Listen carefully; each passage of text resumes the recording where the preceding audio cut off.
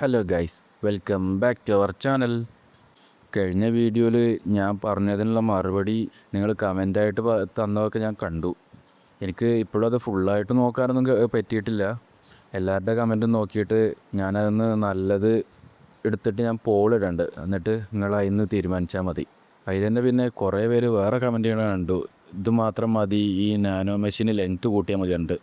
ഇത് മാത്രം മതി എന്നുള്ളത് ഓക്കെ, പക്ഷെ നാനോ മെഷീൻ ലെങ്ത്ത് കൂട്ടുക പറഞ്ഞു കഴിഞ്ഞാൽ അത് ഞാൻ നിങ്ങളോട് ഇതിന് മുന്നേ പറഞ്ഞതാണ്. എനിക്കിങ്ങനെ ഈ വീക്ക് ഡേയ്സിലൊക്കെ ആണെങ്കിൽ ക്ലാസ് ഉണ്ട്. അപ്പോൾ ഈ 15-20 മിനിറ്റിൻ്റെ വീഡിയോ എന്ന് പറഞ്ഞാൽ തന്നെ അതന്നെ ഞാൻ എങ്ങനെയൊക്കെ എത്തിച്ച് പോവുകയാണ്. അങ്ങനത്തെ അടുത്ത് ഞാൻ ഇനി ലോങ് വീഡിയോ ഒക്കെ ഇടുക പറഞ്ഞു കഴിഞ്ഞാൽ അത് ഭയങ്കര ടാസ്ക്കാണ്. അപ്പോൾ നമുക്ക് ലോങ് വീഡിയോ നമുക്കിങ്ങനെ വീക്കെൻഡിൽ എപ്പോഴെങ്കിലുമൊക്കെ നോക്കാം. ഇടയ്ക്ക് ഞങ്ങൾക്ക് ഇപ്രാവശ്യം തന്ന പോലെ സർപ്രൈസായിട്ട് എപ്പോഴെങ്കിലുമൊക്കെ അങ്ങനെ തരണ്ട്, അതുപോലെ. അപ്പോൾ കഴിഞ്ഞ വീഡിയോയിൽ നമ്മൾ കണ്ടത് യോഗോണ് കുറേ മാനുവൽസൊക്കെ ആയിട്ട് വന്നതാണ്. എന്നിട്ട് ഐസൊലേഷൻ ട്രെയിനിങ്ങിന് പോകണം പറഞ്ഞിട്ട് വലിയൊരു അനൗൺസ്മെൻ്റൊക്കെ നടത്തി. അപ്പോൾ ഇന്ന് അതിൻ്റെ ബാക്കി എന്തൊക്കെയാണ് നടക്കാൻ പോകുന്നതെന്ന് നമുക്ക് കാണാം. നേരെ വീഡിയോയിലോട്ട് പോവാം. ഐസൊലേഷൻ ട്രെയിനിങ്ങോ? ഇതെന്താ പെട്ടെന്നിങ്ങനെ? അത് 1 വർഷം ആയേക്കാം, ചിലപ്പോൾ 2 വർഷം വരെ ആയേക്കാം. എനിക്കെൻ്റെ റിസൾട്ടിൽ സാറ്റിസ്ഫൈ കിട്ടണ വരെ ഞാൻ പുറത്തേക്ക് വരികയേ ചെയ്യൂല. അദ്ദേഹത്തിൻ്റെ കണ്ണിലോട്ട് നോക്കുമ്പോൾ അദ്ദേഹം ഈ തീരുമാനം ഓൾറെഡി എടുത്തു കഴിഞ്ഞു എന്ന് തന്നെ തോന്നുന്നു. എങ്കിൽ ഞാൻ നിങ്ങളെ വിഷ് ചെയ്യുന്നു മൈ ലോഡ്. നിങ്ങൾക്ക് എന്താണോ വേണ്ടത് അത് നിങ്ങൾക്ക് അച്ചീവ് ചെയ്യാൻ വേണ്ടി ഞാനും വിഷ് ചെയ്യുന്നു മൈ ലോഡ്. ഇത് യോവൺ ചെയ്യണമെന്നല്ലല്ലോ. 4th എക്സാമിനേഷൻ പാസ്സാകുമ്പോൾ നമ്മളും ഇതുപോലെ ഐസൊലേഷൻ ട്രെയിനിങ്ങിന് കയറേണ്ടി വരുമായിരിക്കും. പക്ഷേ അതിനു മുമ്പ് നിങ്ങൾക്ക് എല്ലാവർക്കും 2 ഓർഡേഴ്സ് ഞാൻ തരുന്നുണ്ട്. ഫസ്റ്റ്, ഞാൻ ഈ ഐസൊലേഷൻ ട്രെയിനിങ് കഴിഞ്ഞ് വരുമ്പോഴേക്കും നിങ്ങളെല്ലാവരും 4th എക്സാമിനേഷൻ പാസ്സായിട്ടുണ്ടാവണം. എന്ത്? ഞങ്ങളെല്ലാവരുമോ? Yes my lord, yes my lord. സോജോങ്, നീ ഇത്ര ഒച്ചത്തിൽ പറയേണ്ട കാര്യമൊന്നുമില്ല. ഈ കോൺഫിഡൻറ്റ് 6 വേർഡ്സിന് നാച്ചുറലാണ്. പക്ഷേ നിങ്ങൾ ഓർഡിനറി മാർഷൽ ആർട്ടിസ്റ്റ് ഫാമിലിയിലത്തെ മെമ്പേഴ്സിനെ ഡിജക്റ്റഡായിട്ട് ഫീൽ ചെയ്യിപ്പിക്കുകയാണ്. ഇത് ശരിക്കും നല്ലൊരു ഗോളാണ്, ഞങ്ങളെല്ലാവരും ഒരുമിച്ച് വർക്ക് ചെയ്യുക എന്നുള്ളത്. പക്ഷേ അവർക്കൊക്കെ ഇത് ഭയങ്കര ചലഞ്ചിങ് ആയിരിക്കും. ഇനി എൻ്റെ സെക്കൻഡ് ഓർഡർ, ഞാൻ നിങ്ങൾക്ക് ഈ തരുന്ന മാനുവൽസ് നിങ്ങളെല്ലാവരും മാസ്റ്റർ ചെയ്തിട്ടുണ്ടാവണം. എന്ത്?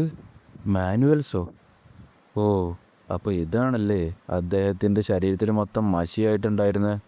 ഇതെല്ലാം അദ്ദേഹത്തിൻ്റെ കൈ കൊണ്ട് എഴുതുന്നത് ഭയങ്കര ഹാർഡായിട്ടുണ്ടാവും. അദ്ദേഹത്തിനൊന്ന് ഹെൽപ്പ് ചോദിച്ചുകൂടായിരുന്നോ? എങ്ങളോട് അദ്ദേഹത്തിന് 4th ഫ്ലോറിൽ നിന്ന് കിട്ടിയ എല്ലാ നോളജും നമ്മളപ്പം ഷെയർ ചെയ്യുകയാണോ? അസെൻഡൻറ്റ് മാസ്റ്റർ ലെവലിലുള്ള ഈ മാർഷൽ ആർട്സൊക്കെ അദ്ദേഹം തൻ്റെ ഫോളോവേഴ്സിന് വേണ്ടി എഴുതിയതാണെന്നതിൽ ഒരു സംശയമല്ല. പക്ഷേ ഇതൊക്കെ ഇപ്പോഴും ഭയങ്കര ലോവർ സ്കിൽ ലെവലില്ലല്ലേ. ഞാൻ പേര് വിളിക്കുന്ന ആൾക്കാരൊക്കെ മുന്നിലോട്ട് വരണം. ഫസ്റ്റ്, ഹിയോബോങ്. Yes my lord. ഹിയോബോങ്ങിനൊരു 3 മാനുവൽസ് കൊടുത്തു. എന്താ എങ്കിലോട് നിനക്ക് തന്നത്? The illusion shot technique, the falling shot technique, the iron cutting kick. Illusion shot ടെക്നിക്കോ? അതൊരു ഹൈ റാങ്കിങ് സെക്റ്റത്തെ ടെക്നിക്കല്ലേ? അതുപോലെ ഫാളിങ് ഷോട്ട് ടെക്നിക്കാണെങ്കിൽ റൈറ്റസ് ഫാക്ഷനിലുള്ള മൗണ്ട് ഹുവ സെക്റ്റത്തെയാണ്. അയൺ കട്ടിങ് കിക്ക് ടെക്നിക്കാണെങ്കിൽ ഈവിൽ ഫാക്ഷൻസത്തെ അയൺ കട്ടിങ് സെക്റ്റത്തെയും. അത് രണ്ടും അസെൻഡൻറ്റ് മാസ്റ്റർ ലെവലിലുള്ള ടെക്നിക്സാണ്. നിങ്ങളുടെ ഈ ജനറോസിറ്റി കടലോളം വലുതാണ് മൈ ലോഡ്. സ്ട്രോങ്ങർ ആവാനും നിങ്ങൾക്ക് ഇത് റീപേ ചെയ്യാനും എനിക്ക് കഴിയുന്നിടത്തോളം ഞാൻ ശ്രമിക്കും മൈ ലോഡ്. ഞാൻ നിങ്ങളുടെ 2 ഓർഡേഴ്സും ഫുൾഫിൽ ചെയ്യാൻ നോക്കും മൈ ലോഡ്. വാവ്, അദ്ദേഹം നമ്മളെപ്പോലത്തെ സ്മാളർ സെക്ടറിലുള്ള സ്റ്റുഡൻസിനെ കുറിച്ചും തിങ്ക് ചെയ്യുന്നുണ്ട്. അദ്ദേഹത്തിന് സെർവ് ചെയ്യാൻ വേണ്ടി എൻ്റെ ലൈഫ് തന്നെ ഞാൻ ഡെഡിക്കേറ്റ് ചെയ്യണം.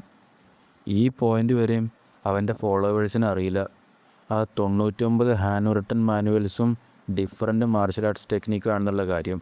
ഇയോബോങ്, ഗുക്ജിൻ, മാച്ചിൽ, ഡോങ് ച്യോൺ ആൻഡ് ഹാരി എല്ലാവർക്കും കംപ്ലീറ്റ്ലി ഡിഫറെൻ്റ് ആയിട്ടുള്ള മാനുവൽസാണ് കിട്ടിയത്. അതെല്ലാതും അസെൻഡൻറ്റ് മാസ്റ്റർ ലെവലിലെ ടെക്നിക്സാണ്. അതുകൊണ്ട് തന്നെ അവരെല്ലാവരും കൺഫ്യൂസായിരുന്നു. പ്രത്യേകിച്ച് അതിൽ ചിലവരാണെങ്കിൽ യോവോണ് 2nd ഫ്ലോറും 3rd ഫ്ലോറും ബ്രൗസ് ചെയ്യേണ്ടതൊക്കെ അങ്ങനെ കണ്ടിരുന്നു. യങ്ങിലോടാണെങ്കിൽ ഭയങ്കര ഫേമസ് ആയിരുന്നു മാനുവൽ ലൈബ്രറിയിൽ ഇങ്ങനെ നോയ്സൻസ് ഉണ്ടാക്കണേനെ. പക്ഷേ അപ്പോൾ അതിൻ്റെ അർത്ഥം അദ്ദേഹം വെറുതെ ഈ മാനുവൽസ് ഇങ്ങനെ ഫ്ലിപ്പ് ചെയ്ത് പോകുമായിരുന്നില്ല മൈലോഡ്. അപ്പോൾ നിങ്ങൾ പറയണത് ഈ മാനുവൽസൊക്കെ നിങ്ങൾ മെമ്മറൈസ് ചെയ്തു എന്നാണോ? ആണെന്ന് തോന്നുന്നു. ഓ, അത് ഭയങ്കര അമേസിങ് ആണല്ലോ. എനിക്കിപ്പോൾ പറയാനാണെങ്കിൽ വാക്കുകളൊന്നും കിട്ടണില്ല. ഞാൻ ശരിക്കും അമേസ്ഡ് ആയിപ്പോയി മൈലോഡ്. മാനുവൽ ലൈബ്രറിയിൽ ടൈം ലിമിറ്റ് വെച്ച് തന്നെ ഒരാൾ കുറേ മാർഷൽ ആർട്സ് ടെക്നിക്ക് പഠിക്കാതിരിക്കാൻ വേണ്ടിയിട്ടാണ്. എങ്കിലോട് ഇപ്പോൾ തന്ന ഈ 5 മാർഷൽ ആർട്സ് ടെക്നിക്കാണെങ്കിൽ ആ 6 മെയിൻ സെക്റ്റ് എന്നുള്ളതാണ്.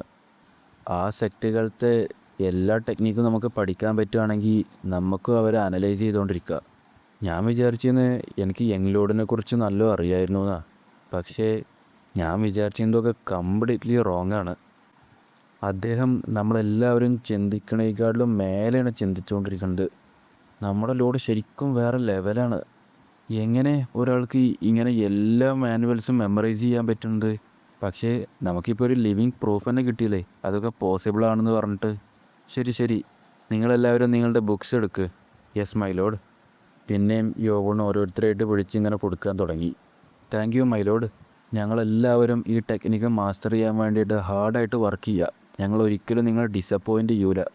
നിങ്ങളുടെ എക്സ്പെക്റ്റേഷൻസിനെ മീറ്റ് ചെയ്യാൻ വേണ്ടി ഞങ്ങളുടെ ലൈഫ് തന്നെ ഡെഡിക്കേറ്റ് ചെയ്യുകയാണ് മൈ ലോഡ്. പിന്നെ നോക്കുമ്പോൾ ബേഗി ഡിസ്റ്റൻറ്റ് വിസ്പറിങ് ടെക്നിക്ക് ഉപയോഗിച്ച് യോഗോണ്ടൊപ്പം കോൺവെർസേഷൻ ചെയ്യാൻ തുടങ്ങി. ഇവിടെ ഒരു പ്രോബ്ലം ഉണ്ട്. ഞങ്ങളിൽ ചിലർക്കൊക്കെ ഞങ്ങൾ പഠിച്ച സ്വന്തം ബ്രീത്തിങ് ടെക്നിക്കുണ്ട്. പക്ഷേ ലോവർ സെക്റ്റത്തെ അല്ലെങ്കിൽ സ്മാളർ മാർഷൽ ആർട്ടിസ്റ്റ് ഫാമിലിത്തെ, അതായത് ഗുഗ്ജിനെ പോലുള്ളവർക്കൊക്കെ മറ്റെന്തിനേക്കാളും കൂടുതൽ ആവശ്യം ബ്രീത്തിങ് ടെക്നിക്കാണ്. മൈ ലോഡ്, ഇതൊരു ബ്രീത്തിങ് ടെക്നിക്കല്ലേ? അത് പറഞ്ഞപ്പോൾ നോക്കി ബേക്കിയുടെ മുഖം ആകെ മാറി. യൂണിവേഴ്സൽ ഒറിജിനാട്ടോ. എനിക്കുണ്ടത്. കണ്ടിട്ട് ഞാൻ ഇവിടെ വെറുതെ വറി ചെയ്തതാണെന്ന് തോന്നുന്നു. ഞങ്ങളെല്ലാവർക്കും ഉണ്ടല്ലോ ഈ യൂണിവേഴ്സൽ ഒറിജിനലായിട്ട്. ഈ ടെക്നിക്ക് ഏത് സെക്റ്റത്തെയാണ്? ഞാൻ ഇതിനെക്കുറിച്ച് മുമ്പ് കേട്ടിട്ടേ ഇല്ലല്ലോ. അല്ല, ഇങ്ങനത്തെ ഒരു ബ്രീത്തിങ് ടെക്നിക്ക് എങ്ങനെ എക്സിസ്റ്റ് ചെയ്യണം? പ്രഷർ പോയിൻറ്റ്സ് കൂടെയാണ് എനർജിനെ മൂവ് ചെയ്യിപ്പിക്കണത്. ഞാൻ ഇതിനെക്കുറിച്ച് മുമ്പ് ചിന്തിച്ചിട്ടേ ഇല്ല. പക്ഷേ ഇത് കണ്ടിട്ടാണെങ്കിൽ ഇത് ഇൻക്രെഡിബിളി എഫക്റ്റീവ് ആവുന്ന തോന്നുന്നു. എനിക്കിത് അഡ്മിറ്റ് ചെയ്യാനേ പറ്റണില്ല. പക്ഷേ ഇത് ഡിമോണിക് ഡ്രാഗൺ പാം സെക്റ്റത്തെ ബ്രീത്തിങ് ടെക്നിക്കിനേക്കാളിലും ഭയങ്കര സുപ്പീരിയറാണ്. മൈലോഡ്, എവിടുന്നാ നിങ്ങൾക്ക് ഇങ്ങനത്തെ ഒരു ബ്രീത്തിങ് ടെക്നിക്ക്? അത് പറഞ്ഞ് ഫുള്ളാക്കില്ല. അതിന് മുമ്പ് തന്നെ യോഗോണെന്ന് ദേഷ്യത്തിൽ ഇങ്ങനെ നോക്കി. എന്നോട് ക്ഷമിക്കണം മൈലോഡ്. ഒരു ബൗണ്ടറീസും മറികടക്കാൻ ഞാൻ ഉദ്ദേശിച്ചിട്ടുണ്ടായിരുന്നില്ല. യൂണിവേഴ്സൽ ഒറിജിനാട്ടല്ലേ? അത് ലൈബ്രറിയത്തെ 4th ഫ്ലോറിൽ ഹിഡൻ ആക്കി വെച്ചൊരു സീക്രട്ട് ബ്രീത്തിങ് ടെക്നിക്കാണ്. തൽക്കാലത്തിന് അവർ കൂടുതലായിട്ടൊന്നും അറിയണ്ട. ഇതിനെ നമ്മളെ കാണിക്കുന്നത് 2 ദിവസത്തിന് മുമ്പുള്ള കാര്യമാണ്. ഏകദേശം എല്ലാ മാനുവൽസും ഇപ്പോൾ കോപ്പി ചെയ്ത് കഴിഞ്ഞു. പക്ഷേ അവരുടെ ഇൻറ്റേർണൽ പവേഴ്സൊക്കെ ഗ്രോ ചെയ്യാൻ വേണ്ടി ഏത് ബ്രീത്തിങ് ടെക്നിക്കാണ് ഞാൻ അവർക്ക് കൊടുക്കുക? ഞാനോ ഈ ഇൻറ്റേർണൽ പവേഴ്സിൻ്റെ കോൺസെപ്റ്റൊക്കെ നീ മനസ്സിലാക്കിയല്ലേ? നിൻ്റെ അടുത്ത് എന്തെങ്കിലും ഐഡിയാസ് ഉണ്ടോ? പിന്നെ നോക്കുമ്പോൾ ഞാനും അതൊക്കെ അനലൈസ് ചെയ്ത് യോഗുണ് അതിൻ്റെ ഡീറ്റെയിൽസൊക്കെ പറഞ്ഞു കൊടുക്കാൻ തുടങ്ങി. I C. അങ്ങനെയാണെങ്കിൽ നീ തന്നെ അതൊന്നൊന്ന് പിക്ക് ചെയ്തോ. ഡിമോണിക് ലൂഡിൻ്റെ സോഡ് ആർട്ടിലുള്ള ബ്രീത്തിങ് ടെക്നിക്ക് നല്ല എഫക്റ്റ് ചെയ്യണ്ട. ഓക്കെ, അത് വേണ്ട. വേറൊന്ന്. പിന്നെ ഡാൻസിങ് സ്പ്രിങ് ടെക്നിക്ക്. ഓക്കെ, അതും വേണ്ട. വേറൊന്ന്. അതെങ്ങാനും പറഞ്ഞു കൊടുത്തു കഴിഞ്ഞാൽ സർ സിയോക് മാങ്ങിൻ്റെ കയ്യിൽ നിന്ന് എനിക്ക് ചീത്തയേക്കുന്നുള്ളത് ഉറപ്പാണ്. അടുത്തത് സാമ്പിൾ 37 ആണ്. അതെന്താ സംഭവം? അങ്ങനൊരു ടെക്നിക്ക് കണ്ടതായിട്ട് തന്നെ എനിക്ക് ഓർമ്മയില്ലല്ലോ. ഒറിജിൻ ഓഫ് ഇൻറ്റേർണൽ പവർ എന്ന് പറഞ്ഞിട്ടുള്ളൊരു മാനുവൽ അനലൈസ് ചെയ്തിട്ട് ഞാൻ തന്നെ ഉണ്ടാക്കിയൊരു ബ്രീത്തിങ് ടെക്നിക്കാണത്. അതുപോലെ തന്നെ 1st ഫ്ലോർ മുതൽ 4th ഫ്ലോർ വരെയുള്ള എല്ലാ മാനുവൽസിൻ്റെയും ബ്രീത്തിങ് ടെക്നിക്ക് കൂട്ടിയത്. എന്ത്? നീ ഒരു ബ്രീത്തിങ് ടെക്നിക്ക് ക്രിയേറ്റ് ചെയ്തുവെന്നോ? നീ എപ്പോഴാണ് ഇതൊക്കെ ചെയ്ത്? ഇത് ഞാൻ 40 ഹവേഴ്സിന് മുന്നേ ക്രിയേറ്റ് ചെയ്തതാണ്. 4th ഫ്ലോറത്തെ മാനുവൽസിലെ ബ്രീത്തിങ് ടെക്നിക്കൊക്കെ അനലൈസ് ചെയ്തിട്ട്. ഇത് നീ വെറും 2 ദിവസം മുമ്പ് ഉണ്ടാക്കിയതാണോ? ഞാനോ ഡിമോണിക് ലോഡിൻ്റെ സോഡ് ആർട്ടിലുള്ള ബ്രീത്തിങ് ടെക്നിക്ക് നീ അനലൈസ് ചെയ്തോ? ആ ബ്രീത്തിങ് ടെക്നിക്ക് ഫിസിക്കൽ മൂവ്മെൻറ്റിൻ്റെ എനർജിയും ബ്രീത്തിങ്ങിൻ്റെ എനർജിയും കമ്പൈൻ ചെയ്തിട്ടുള്ള ഒന്നാണ്. അതുകൊണ്ട് തന്നെ അനലൈസ് ചെയ്യൽ ഇപ്പോഴും കംപ്ലീറ്റ് ആയിട്ടില്ല. I C. ഓക്കെ, അങ്ങനെയാണെങ്കിൽ നീ ഇപ്പോൾ ഈ കാണിച്ച നിൻ്റെ സാമ്പിൾ ബ്രീത്തിങ് ടെക്നിക്കൊന്ന് ഞാൻ കാണട്ടെ. പിന്നെ നോക്കുമ്പോൾ യോഗോൺ അത് ടെസ്റ്റ് ചെയ്ത് നോക്കാൻ തുടങ്ങി. No way. ഞാൻ എൻ്റെ എനർജി കുറച്ച് നേരത്തിനാണ് സർക്കുലേറ്റ് ചെയ്തത്. പക്ഷേ ഇത് ഇപ്പോൾ തന്നെ ഡാൻസിങ് സ്പ്രിങ് ടെക്നിക്കിൻ്റെ അത്ര എഫക്റ്റീവാണ്. എൻ്റെ ബോഡിയിലൂടെ സർക്കുലേറ്റ് ചെയ്യണ ഇൻറ്റേർണൽ പവേഴ്സൊക്കെ ഇപ്പോൾ കൂടുതൽ സ്റ്റേബിളാണ്. പെർഫെക്റ്റ്. ഇത് ഏത് മാർഷൽ ആർട്സ് ഫോമിൻ്റെ ഒപ്പം കൂട്ടിച്ചേർക്കാൻ പറ്റും. പക്ഷേ ഈ ടെക്നിക്കിനെ ഞാൻ എന്താ വിളിക്കുക? Nano 37 art? അത് വേണ്ട. ഞാൻ വിചാരിക്കണത് മാനുവൽ ലൈബ്രറിയിൽ ഇതുപോലെ ഇനിയും കുറേ ഹിഡൻ ട്രഷേഴ്സ് ഉണ്ടെന്നാ. ഇത് കുറേ കാലം മുമ്പുള്ളൊരു ഹൈ റാങ്കിങ് സെക്ടത്തെ ബ്രീത്തിങ് ടെക്നിക്ക് ആവുമായിരിക്കും. എന്തായാലും അതവിടെ നിൽക്കട്ടെ. എല്ലാവർക്കും മാനുവൽസൊക്കെ കിട്ടിയില്ലേ? ഞാൻ നിങ്ങൾക്കിന്ന് തന്ന ഈ മാനുവൽസ് നാളത്തേക്ക് എല്ലാവരും മെമ്മറൈസ് ചെയ്യണം. അതിനുശേഷം അത് ഡിസ്ട്രോയ് ചെയ്ത് കളഞ്ഞേക്ക്. Yes my load. പിന്നെ നമ്മളെ കാണിക്കുന്നത് നെക്സ്റ്റ് ഡേ ആണ്. അക്കാഡമിയുടെ നോർത്ത് വെസ്റ്റിലുള്ള ഐസൊലേഷൻ ട്രെയിനിങ് സെൻറ്റർ. എന്നെ യാത്ര അയക്കാൻ വന്നതിന് നിങ്ങൾക്ക് എല്ലാവർക്കും താങ്ക് യു. ഞാൻ ഐസൊലേഷൻ ട്രെയിനിങ്ങിന് പോകുന്ന ടൈമിൽ ഞാൻ വിശ്വസിക്കണു ഈ 6 വേർഡ്സ് ബാക്കിയുള്ള മെമ്പേഴ്സിനൊക്കെ അവരുടെ മാർഷൽ ആർട്സിനെ സഹായിക്കുമെന്ന്. ഞങ്ങൾ ചെയ്തോളാം മൈ ലോഡ്. ഞങ്ങളെക്കുറിച്ച് ആലോചിച്ച് നിങ്ങൾ വിഷമിക്കണ്ട. നിങ്ങൾ നിങ്ങളുടെ ട്രെയിനിങ്ങിൽ ഫോക്കസ് ചെയ്താൽ മതി. ഞാൻ കേട്ടിട്ടുണ്ട് പഠിപ്പിക്കണത് മറ്റൊരു തരത്തിൽ പഠിക്കലും കൂടിയാണെന്ന്. അതുകൊണ്ട് തന്നെ ഞങ്ങൾ ബെസ്റ്റായിട്ട് ചെയ്തോളാം മൈ ലോഡ്. ശരി, അങ്ങനെയെങ്കിൽ നിങ്ങൾക്ക് എല്ലാവർക്കും best of luck. Good luck my lord. നിങ്ങളുടെ ഈ ട്രെയിനിങ്ങും ഉപകാരപ്രദമാവട്ടെ. അപ്പോൾ ഇതാണല്ലേ ഐസൊലേഷൻ ട്രെയിനിങ് റൂം. ഇത് അഡമൻറ്റൈൻ സ്റ്റോൺ ട്രെയിനിങ് റൂമിനേക്കാട്ടിലും ബിഗ്ഗറാണ്. ഞാൻ അവരോട് കുറേ ചോദിച്ചിട്ടുണ്ടായിരുന്നു. കണ്ടിട്ട് അവരതുപോലെ തന്നെ ഡെലിവറി ചെയ്തിട്ടുണ്ടല്ലോ ഇതൊക്കെ. 1 വർഷത്തിനൊക്കെ ഈ ഫുഡ് മതിയായിരിക്കും. എന്തായാലും എനിക്ക് ട്രാൻസെൻഡൻറ്റ് മാസ്റ്റർ ലെവലിലേക്ക് റീച്ച് ചെയ്യണം. പക്ഷേ അതെങ്ങനെ ചെയ്യേണ്ടതെന്ന് എനിക്ക് പൂർണ്ണമായിട്ടും മനസ്സിലാവണേ ഇല്ല. ഞാനോ 4th ഫ്ലോറിലുള്ള അസെൻഡൻറ്റ് മാസ്റ്റർ ലെവലിലുള്ള മാർഷൽ ആർട്സ് ടെക്നിക്കൊക്കെ എനിക്ക് ട്രാൻസ്ഫർ ചെയ്യേ. ഞാനും അതൊക്കെ ട്രാൻസ്ഫർ ചെയ്യാൻ തുടങ്ങി. ഇതൊക്കെ ഹൈ റാങ്കിങ് സെക്ടത്തെ മാർഷൽ ആർട്സ് ടെക്നിക്കാവും. പക്ഷേ dancing butterfly technique, demonic lord sword art, counter technique ഇതിൻ്റെയൊക്കെ ഒപ്പം കമ്പയർ ചെയ്യുമ്പോൾ ഒന്നുമല്ല. കൊള്ളാം. ഇത്രത്തോളം ടെക്നിക്ക് പഠിച്ചിട്ട് ഞാൻ എൻ്റെ അറിവ് ഭയങ്കരമായിട്ട് വലുതാക്കിയെന്ന് തോന്നുന്നുണ്ട്. ഞാൻ എൻ്റെ ട്രെയിനിങ്ങിൻ്റെ ഓരോ ദിവസം 3 പാർട്സായിട്ട് ഡിവൈഡ് ചെയ്യുക. രാവിലെ ഞാൻ എൻ്റെ കോഡിഫൈഡ് ഫൈറ്റിംഗ് ഫോംസ് പ്രാക്ടീസ് ചെയ്യും. ആഫ്റ്റർനൂണിൽ ഞാൻ ഓഗ്മെൻറ്റഡ് റിയാലിറ്റി മോഡ് യൂസ് ചെയ്തിട്ട് അവതാറിൻ്റെ ഒപ്പം സ്പെയർ ചെയ്യും. നൈറ്റിൽ ഞാൻ ബ്രീത്തിങ് ടെക്നിക്ക് യൂസ് ചെയ്തിട്ട് എൻ്റെ ഇൻറ്റേർണൽ പവേഴ്സൊക്കെ സർക്കുലേറ്റ് ചെയ്യും. ഇപ്പോൾ ആഫ്റ്റർനൂണാണ്, അതുകൊണ്ട് തന്നെ ഞാൻ അവതാറിൻ്റെ ഒപ്പം സ്പെയർ ചെയ്യേണ്ട ടൈമായത്. ഞാനോ ആക്ടിവേറ്റ് ഓഗ്മെൻറ്റഡ് റിയാലിറ്റി, യു ചാൻ ചിയോൻ്റെ അവതാറിനെ കൊണ്ടുപോവാ. ഓക്കെ, ഞാനോ യു ചാൻ ചിയോൻ്റെ അവതാറിനെ ഉണ്ടാക്കി കൊടുത്തു. ഇപ്പോൾ തൽക്കാലത്തിന് യു ചാൻ്റെ ഒരു കോപ്പി. പക്ഷേ ഞാൻ പോകുന്തോറും എനിമീസിൻ്റെ നമ്പറും കൂട്ടും, എൻ്റെ ഡിഫിക്കൽട്ട് കൂട്ടാൻ വേണ്ടിയിട്ട്. എൻ്റെ ഫൈനൽ ഗോള് സർ സിയോപ് മാങ്ങിൻ്റെ അവതാറിൻ്റെ ഒപ്പം ഫൈറ്റ് ചെയ്യാന്നാ. എനിക്ക് അദ്ദേഹം ആ ഈവിൽ ഫാക്ഷനത്തെ പ്രിസണറിൻ്റെ ഒപ്പം ഫൈറ്റ് ചെയ്ത സ്കില്ലിനെ മറികടക്കണം. അങ്ങനെയെങ്കിൽ ഞാനിപ്പോൾ തുടങ്ങട്ടെ. പിന്നെ നമ്മളെ കാണിക്കുന്നത് ഓരോരോ സംഭവങ്ങളാണ്. ഈ ടൈമിലൊന്നും ആരും വിചാരിച്ചിട്ടില്ല യോവോൻ്റെ ഐസൊലേഷൻ ട്രെയിനിങ് കുറേ കാലം പോകുന്നത്. എന്തിന്, യോവോണ് പോലും അത് വിചാരിച്ചിട്ടില്ല. യോവോണ് ഐസൊലേഷൻ ട്രെയിനിങ്ങിന് പോയ ഒരാഴ്ചയ്ക്ക് ശേഷം ഷാഡോ സെക്ടത്തെ യങ് മാസ്റ്ററായ മൊയോൺചിയാണ് ഒരു പ്രൊഫസറിനെ ഡിഫീറ്റ് ചെയ്തിട്ട് 4th എക്സാമിനേഷൻ പാസ്സായി. അതായിരുന്നു 4th എക്സാമിനേഷൻ പാസ്സാവണ സെക്കൻഡ് ക്വിക്കസ്റ്റ് റെക്കോർഡ്. 10ാം നാളിൽ ഡിമോണിക് ഡ്രാഗൺ പാം സെക്ടത്തെ ഗ്യൂ പ്രൊഫസർ ഇമ്മിനെ ഡിഫീറ്റ് ചെയ്ത് 4th എക്സാമിനേഷൻ പാസ്സാവണ 3ാമത്തെ സ്റ്റുഡൻ്റായി മാറി. അന്നായിരുന്നു മറ്റുള്ള സ്റ്റുഡൻസൊക്കെ ഗ്യൂ ഹാപ്പി ആയി ഇരിക്കുന്നത് കണ്ടത്. അതെന്തിനായിരുന്നു വെച്ചാൽ അവൾക്ക് സ്വന്തമായിട്ടൊരു റൂം കിട്ടാൻ പോവുകയാണല്ലോ. 4ാമതായിട്ട് പാസ്സായത് ഷോർട്ട് സെക്ടത്തെ ഗ്യോങ് യോൺ ചിയോണാണ്. അവൻ്റെ ഗോള് മറ്റുള്ള ആരെക്കാട്ടിലും പെട്ടെന്ന് പാസ്സാവാമെന്നായിരുന്നു. പക്ഷേ അവൻ തോൽക്കാതിരിക്കാൻ വേണ്ടി നല്ല രീതിക്ക് ട്രെയിൻ ചെയ്ത് വന്നപ്പോഴേക്കും അവൻ വിചാരിച്ചതിനേക്കാളും ടൈം എടുത്തു. യോവോൺ ഐസൊലേഷൻ ട്രെയിനിങ്ങിന് കയറി 2 മാസത്തിന് ശേഷം മൊയോൺ ചിയോണും ഗ്യോങ് ചിയോണും ഐസൊലേഷൻ ട്രെയിനിങ്ങിന് കയറി. ഗ്യോവിനും തോന്നിയിരുന്നു അവൾക്കും ഐസൊലേഷൻ ട്രെയിനിങ് വേണമെന്ന്. പക്ഷേ അവളത് വേണ്ടാന്ന് വെച്ച് ലോവർ സെക്ടത്തെ ഫോളോവേഴ്സിനെ മാർഷൽ ആർട്സ് ടെക്നിക്ക് പഠിപ്പിക്കാൻ നിന്നു. അതിനുശേഷം യോവോൻ്റെ ഫസ്റ്റ് സ്വാഡായ ബേഗിയും ആ എക്സാമിനേഷൻ പാസ്സായി. യോവോൻ്റെ ഫോളോവേഴ്സൊക്കെ ഹാപ്പി ആയിരുന്നു അവരുടെ കൂട്ടത്തിലെ മറ്റൊരു മെമ്പറും കൂടിയും പാസ്സായതിൽ. പക്ഷേ ബേഗിക്ക് അതിൽ തീരെ ത്രില്ലുണ്ടായിരുന്നില്ല. കാര്യം എന്താണെന്ന് വെച്ചാൽ അവൻ ഗ്യൂവിനെക്കാട്ടിലും ഭയങ്കര സ്ലോവറായിരുന്നല്ലോ.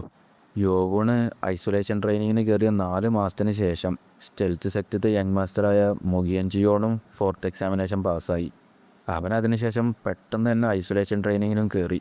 അതിനുശേഷം യോവോൻ്റെ 6 സ്വാഡ്സിൽ 2 ആളും കൂടിയും 4th എക്സാമിനേഷൻ പാസ്സായി.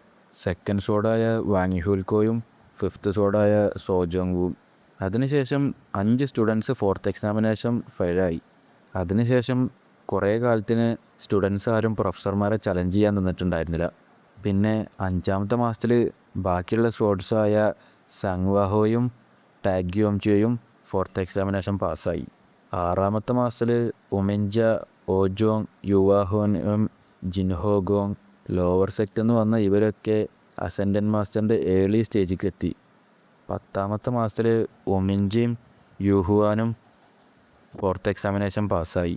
പക്ഷേ എന്തൊക്കെയായാലും ഈ സമയമായപ്പോഴേക്കും ടോട്ടൽ 15 സ്റ്റുഡൻസ് ഈ എക്സാമിനേഷൻ തോറ്റിട്ടുണ്ടായിരുന്നു.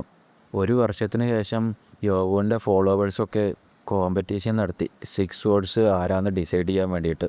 അതിൽ ഫൈനൽ റിസൾട്ടാണെങ്കിൽ ഗ്യൂമോന് ഫസ്റ്റ് സ്വാഡായി, ബേഗി സെക്കൻഡ് സ്വാഡ്, വാങ്ഹുൽക്കോ തേർഡ് സ്വാഡ്, സോജോങ് 4th സ്വാഡ്, സംഗ്വാഹോ 5th സ്വാഡ്, ടാഗ്യോംജെ 6th സ്വാഡുമായി മാറി. പുതിയ സ്വാഡ്സിനെ ഡിസൈഡ് ചെയ്യും. അവരുടെ ഇടയിൽ നിന്ന് 30% ആൾക്കാർ അസെൻഡൻറ്റ് മാസ്റ്ററിൻ്റെ ഏർലി സ്റ്റേജിലേക്ക് എത്തുകയും ചെയ്തുകൊണ്ട് തന്നെ ഗ്യൂമോനും ബേഗിയും വാങ്ഹുലും ഐസൊലേഷൻ ട്രെയിനിങ്ങിന് കയറി. യോവൂണ് ഐസൊലേഷൻ ട്രെയിനിങ്ങിന് കയറി 2 വർഷത്തിന് ശേഷമാണ് പിന്നെ നമ്മളെ കാണിക്കുന്നത്. അക്കാഡമിയിലുള്ള മെജോറിറ്റി സ്റ്റുഡൻസും 4th എക്സാമിനേഷന് പോയിരുന്നു. അതിൽ 121 സ്റ്റുഡൻസിൽ 71 പേരും പാസ്സായി. ബാക്കിയുള്ളവരൊക്കെ അക്കാഡമിയിൽ നിന്ന് പുറത്തായി. യോവോൻ്റെ 34 ഫോളോവേഴ്സിൽ 19 ഫോളോവേഴ്സും പുറത്തായി. മറ്റാരെക്കാളിലും ഭയങ്കര ഹാർഡായിട്ട് ട്രെയിൻ ചെയ്തുകൊണ്ടിരുന്നത് ഹിയോബോങ് 2 വർഷം കൊണ്ട് ട്രൂ അസെൻഡൻറ്റ് മാസ്റ്റർ സ്റ്റേജിലേക്ക് എത്തി. ആ 2 വർഷത്തിൽ 80% സ്റ്റുഡൻസും 4th എക്സാമിനേഷൻ പാസ്സായിട്ടുണ്ടായിരുന്നു. എന്നിട്ട് അവരൊക്കെ ഐസൊലേഷൻ ട്രെയിനിങ്ങിന് വേണ്ടി കയറിയിരുന്നു. അതുകൊണ്ട് തന്നെ ആ വർഷത്തിൽ നടക്കേണ്ടിയിരുന്ന 6 വേർഡ്സ് കോമ്പറ്റീഷന് സ്കിപ്പ് ചെയ്തു. അതുകൊണ്ട് തന്നെ അക്കാഡമി മറ്റുള്ള എപ്പോഴത്തേക്കാട്ടിലും ഭയങ്കര ക്വയറ്റായിട്ടായിരുന്നു ഉണ്ടായിരുന്നത്. യോവൂണല്ലാതെ 70 സ്റ്റുഡൻസും ഐസൊലേഷൻ ട്രെയിനിങ്ങിന് കയറിയിരുന്നു. അവരൊക്കെ കംപ്ലീറ്റ് ചെയ്ത് പുറത്തേക്ക് ഇറങ്ങി. പക്ഷേ എന്തൊക്കെയായാലും അതിൽ 40% സ്റ്റുഡൻസിനെ ട്രാൻസെൻഡൻറ്റ് മാസ്റ്റർ ലെവലിലേക്ക് റീച്ച് ചെയ്യാൻ സാധിച്ചില്ല. പിന്നെ 2 വർഷം 4 മാസത്തിന് ശേഷം ഷാഡോ സെക്ടറിലെ യങ് മാസ്റ്ററായ മൊയോൺജിയോണ് 5th എക്സാമിനേഷനായ സീൽഡ് ഡിമോണിക് ചാമ്പർ ക്ലിയർ ചെയ്തു. പിന്നെ 2 വർഷം 8 മാസം എടുത്തിട്ട് സ്വാഡ് സെക്ടറിലെ യങ് മാസ്റ്ററായ ഗ്യോങ്ങുൻജിയോണ്, വാരിയർ ഡാൻസ് സെക്ടറിലെ ചക്സാമ, ഡിമോണിക് ഡ്രാഗൺ പാം സെക്ടറിലെ ഗ്യൂമോണ്, ഡിമോൺ ഫിസ്റ്റ് സെക്ടറിലെ വാങ്ഹുൽക്കോ, പ്യുവർ കിക്ക് സെക്ടറിലെ ബേഗി ഇവരൊക്കെ 5th എക്സാമിനേഷൻ പാസ്സായി. ടോട്ടലായിട്ട് 6 സ്റ്റുഡൻസ് പാസ്സായി. അവരല്ലാതെ 7 സ്റ്റുഡൻസും കൂടിയും സീൽഡ് ഡിമോണിക് ചാമ്പറിലേക്ക് പോയിരുന്നു. പക്ഷേ അവർക്കൊന്നും പാസ്സാവാൻ സാധിച്ചില്ല. അവരിൽ 3 സ്റ്റുഡൻസ് മരിക്കുകയും ചെയ്തു. അതുകൊണ്ട് തന്നെ ബാക്കിയുള്ള സ്റ്റുഡൻസിനൊക്കെ ചലഞ്ച് ഏറ്റെടുക്കാൻ പേടിയായി തുടങ്ങി. 3ാം വർഷത്തിലാണെങ്കിൽ 6 വേർഡ്സിന് വേണ്ടിയിട്ടുള്ള മറ്റൊരു കോമ്പറ്റീഷൻ നടന്നു. ഐസൊലേഷൻ ട്രെയിനിങ് കൊണ്ട് എല്ലാവരും അവരുടേതായ സ്കില്ല് വളർത്തിയെടുത്തു. അതുകൊണ്ട് തന്നെ ഇപ്രാവശ്യം യോവുണ്ട് എല്ലാ ഫോളോവേഴ്സും ഉണ്ടായിരുന്നു കോമ്പറ്റീഷന്. അതുകൊണ്ട് തന്നെ ഇപ്രാവശ്യം കംപ്ലീറ്റ് വേറെ ലെവലായിരുന്നു മത്സരം. അതിൻ്റെ റിസൾട്ടാണെങ്കിൽ first സ്വാഡ് വാങ്ഹുല്, second സ്വാഡ് ഗ്യൂമോൻ, third സ്വാഡ് ബേഗി, 4th സ്വാഡ് സംഗ്വ, 5th സ്വാഡ് സോജോങ്, 6th സ്വാഡ് ഉമിൻജ. അതിനുശേഷം 1 മാസം കൂടിയും കടന്നുപോയി. ഇപ്പോഴാണെങ്കിൽ വിൻ്ററായി. ഇത്ര നേരമായിട്ടും എല്ലാവരും എത്തിയില്ല. ഗ്യൂവും ഹിയോബോങ്ങും വീണ്ടും അവിടെ പോയെന്ന് തോന്നുന്നു. ഓ, അവർ വീണ്ടും ഐസൊലേഷൻ ട്രെയിനിങ് റൂമിൻ്റെ അടുത്ത് പോയോ? പക്ഷേ എന്തായാലും അറ്റ്ലീസ്റ്റ് അവർ രണ്ടുപേരും ഒരുമിച്ചാണല്ലോ പോയത്. പക്ഷേ എന്തായാലും അത് അവർ 2 പേരുമാണ്. എനിക്ക് ചെറുതായിട്ട് പേടി തോന്നുന്നുണ്ട്. ഗ്യൂ ശരിക്കൊരു സ്കില്ലഡ് ഫൈറ്ററാണ്. എനിക്ക് മനസ്സിലാവണില്ല നീ എന്തിനാണ് ഇങ്ങനെ വറി ചെയ്യണമെന്ന്. എനിക്ക് വറി ചെയ്യേണ്ട ആവശ്യം ഉണ്ടായിരുന്നില്ല. പക്ഷേ ഇപ്പോൾ മൈനർ പ്രീസ്റ്റ്ഹുഡിനുള്ള കോമ്പറ്റീഷന് ഭയങ്കരമായിട്ട് ഫിയേഴ്സ് ആയിക്കൊണ്ടിരിക്കുക.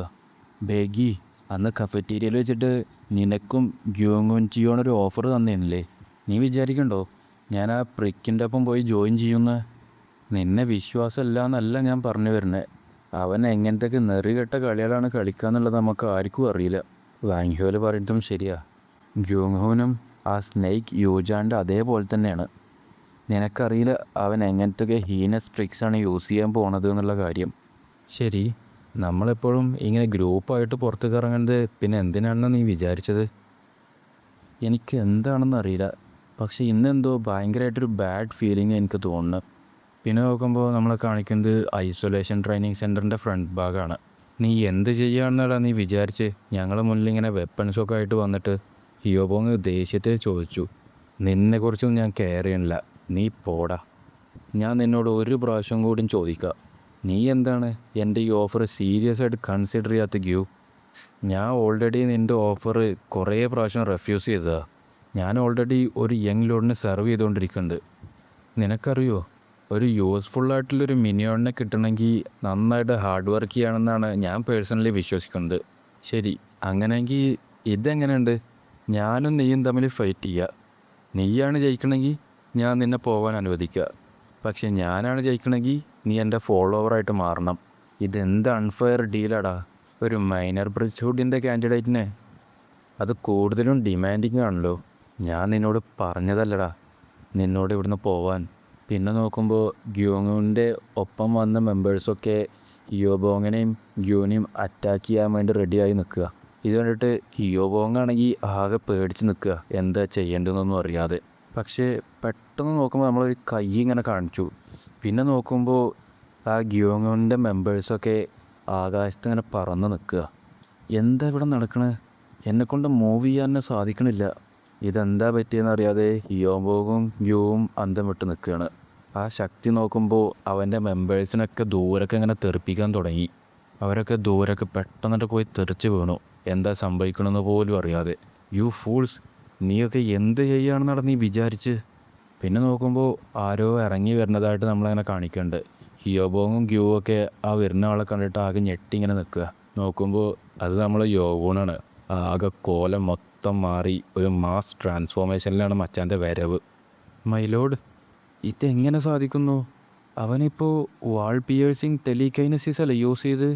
അവൻ്റെ ഇൻറ്റേർണൽ പവേഴ്സ് കൊണ്ട് അവനക്ക് സോളിഡ് ആയിട്ടുള്ള ഒബ്ജക്ട്സൊക്കെ മൂവ് ചെയ്യാൻ പറ്റുന്നുണ്ടെങ്കിൽ അതിനർത്ഥം അപ്പോൾ നീ പറഞ്ഞു വരുന്നത് അവൻ ട്രാൻസെൻഡൻറ്റ് മാസ്റ്ററും മറികടന്ന് ഇപ്പോൾ ജനസിസ് മാസ്റ്റർ ലെവലിൽ എത്തിയെന്നാണോ? ഇല്ല, ഇത് നടക്കാൻ ഒരു സാധ്യതയില്ല. ട്രാൻസെൻഡൻറ്റ് മാസ്റ്റർ ലെവലിൽ എത്താൻ തന്നെ എനിക്ക് 2 വർഷമാണ് എടുത്തത്. ഇല്ല, ഇതെന്തെങ്കിലും അവൻ്റെ കയ്യിൽ നിന്ന് വന്ന ട്രിക്ക് എന്തെങ്കിലുമൊക്കെ ആവും. ഇനി ശരിക്കും അവൻ ജനസിസ് മാസ്റ്റർ ആണെങ്കിൽ എനിക്ക് ഒഴിഞ്ഞു മാറാൻ പറ്റില്ല.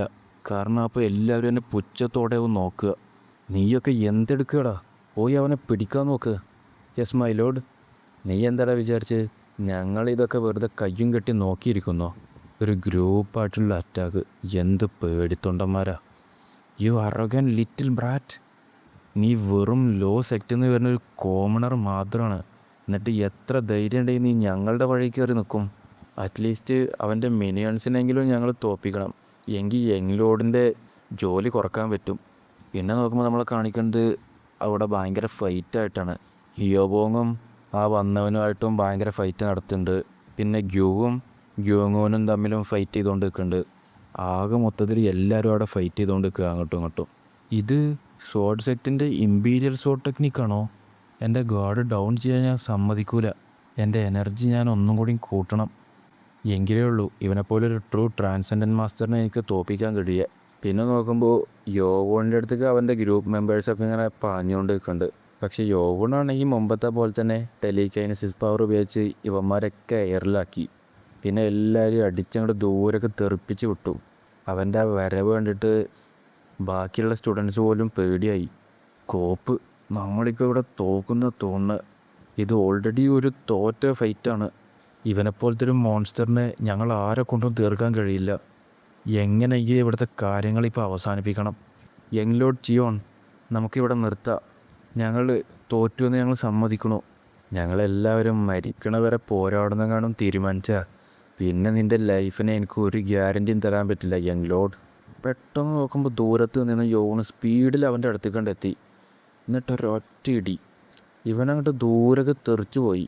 ഇത് കണ്ടിട്ടൊക്കെ ബാക്കിയുള്ള സ്റ്റുഡൻസ് ആകെ ഞെട്ടി നിൽക്കുക. ഇവനെപ്പോലത്തെ ഒരു മോൺസ്റ്റേഴ്സിനാണ് നമ്മളിങ്ങനെ തോൽപ്പിക്കാൻ പോകുന്നത് ആലോചിച്ചിട്ട്. അടുത്തത് നിങ്ങളൊക്കെടാ, യോണ് ദേഷ്യത്തിൽ പറഞ്ഞു. അവൻ എങ്ങനെ ഇങ്ങനൊരു പവർഫുൾ പാം ടെക്നിക്കൊക്കെ യൂസ് ചെയ്യാൻ പറ്റണേ? അപ്പുറത്തെ സൈഡ് നോക്കുമ്പോൾ ഗ്യൂങ്ങോണും ഭയങ്കരമായിട്ട് ഫൈറ്റ് നടത്തിക്കൊണ്ട് നിൽക്കുകയാണ് ഇപ്പോഴും. എൻ്റെ എനർജിയൊക്കെ ഫെയ്ഡായിക്കൊണ്ടിരിക്കുകയാണല്ലോ. ആ കിട്ടിയ സ്പോട്ടിൽ ഗ്യൂങ്ങോണ് തിരിച്ച് നല്ല രീതിക്ക് അറ്റാക്ക് ചെയ്യാൻ വേണ്ടിയിട്ടുണ്ട് തുടങ്ങി. നീ തീർന്നടാ. പക്ഷെ പെട്ടെന്ന് നോക്കുമ്പോൾ ഗ്യൂങ്ങോൻ്റെ സോഡിൽ കയറി യോവോണിട്ട് പിടിച്ചു. ഇല്ല, ഇതെങ്ങനെ നടക്കണേ? നീ ശരിക്കും അപ്പോൾ ജനസിസ് മാസ്റ്റർ ലെവലിലേക്ക് എത്തിയോ? പിന്നെ നോക്കുമ്പോൾ നമ്മളെ കാണിക്കുന്നത് യോവോണും ഈ ഗ്യൂങ്ങോണും പാടെ ഫൈറ്റ് ചെയ്യണതാ. ഫൈറ്റ് ചെയ്യണത് അങ്ങനെ കാണിക്കണമെന്നില്ല, ഒറ്റ ഫ്രെയിം. അതിൽ നോക്കുമ്പോൾ ഗ്യൂങ്ങോണിനെയും കാണിക്കുന്നുണ്ട്, യോവോണിനെയും കാണിക്കുന്നുണ്ട്. പിന്നെ നോക്കുമ്പോൾ യോവോണ് താഴത്തു കൂടെ കൂളായിട്ട് നടന്നു പോകുന്നുണ്ട്. മേലെ ആണെങ്കിൽ ഒരു സോഡും ഒരു കയ്യും ഇങ്ങനെ ചോരയൊക്കെ പാടെ എടുത്ത് തെറിച്ച് പോണതും കാണിക്കുന്നുണ്ട്. അപ്പുറത്ത് ഗ്യൂങ്ങോണാണെങ്കിൽ ആകെ ഞെട്ടി നിൽക്കണമുണ്ട്. അപ്പോൾ തന്നെ കാര്യം മനസ്സിലായില്ലേ, യോവോണ് അവൻ്റെയും കൈ അങ്ങോട്ട് വെട്ടി മാറ്റി. ഇപ്പോൾ മനസ്സിലായില്ലേ, യോവോണിന് കൈ വെട്ടുക പറഞ്ഞു കഴിഞ്ഞാൽ അത് ഭയങ്കര ഹരമായിട്ടുള്ളൊരു കാര്യമാണ്. ഞാൻ ഇതിന് കുറേ കാലം മുന്നേ ഒരു എപ്പിസോഡിൽ നിങ്ങൾക്ക് യോവോൻ്റെ ഒരു നിക്ക് നെയിം പോലെ പറഞ്ഞു തന്നിട്ടുണ്ട്, ഇതിനോട് ബന്ധപ്പെട്ടുള്ളൊരു പേര്. അതറിയെങ്കിൽ നിങ്ങളൊക്കെ ഒന്ന് കമൻറ്റ് ചെയ്യുക. അപ്പോൾ തൽക്കാലത്തിന് ഞാൻ ഇന്നത്തെ എപ്പിസോഡ് ഇവിടെ നിർത്തുകയാണ്. ഇപ്പോൾ യോവോൺ എന്തായാലും ജനസിസ് മാസ്റ്റർ ലെവൽ എത്തിയിട്ട് പുറത്തേക്ക് ഇറങ്ങി. മൈനർ പ്രീസ്റ്റ്ഹുഡിൻ്റെ അടുത്ത കാൻഡിഡേറ്റിനെയും അവനങ്ങനെ തീർത്തു. ഇനി അടുത്തതായിട്ട് എന്തൊക്കെ സംഭവിക്കുക എന്നുള്ളതൊക്കെ നമുക്ക് കാണാം. അവൻ്റെ ബാക്കിയുള്ള ഫോളോവേഴ്സൊന്നും പറഞ്ഞിട്ടില്ല യോവോൺ ഇറങ്ങിയ കാര്യം. അപ്പോൾ അതൊക്കെ നമുക്ക് അടുത്ത എപ്പിസോഡിൽ കാണാം. അപ്പോൾ ഈ വീഡിയോ ഇഷ്ടപ്പെട്ടെങ്കിൽ നിങ്ങൾ ലൈക്ക് ചെയ്യൂ, ഷെയർ ചെയ്യൂ, സബ്സ്ക്രൈബ് ചെയ്യൂ. നിങ്ങളുടെ വിലപ്പെട്ട അഭിപ്രായങ്ങളൊക്കെ താഴെ കമൻറ്റായി രേഖപ്പെടുത്തൂ. അപ്പോൾ അടുത്ത കിടിലൻ എപ്പിസോഡുമായി വരുന്നവരേക്കും ബൈ ബൈ.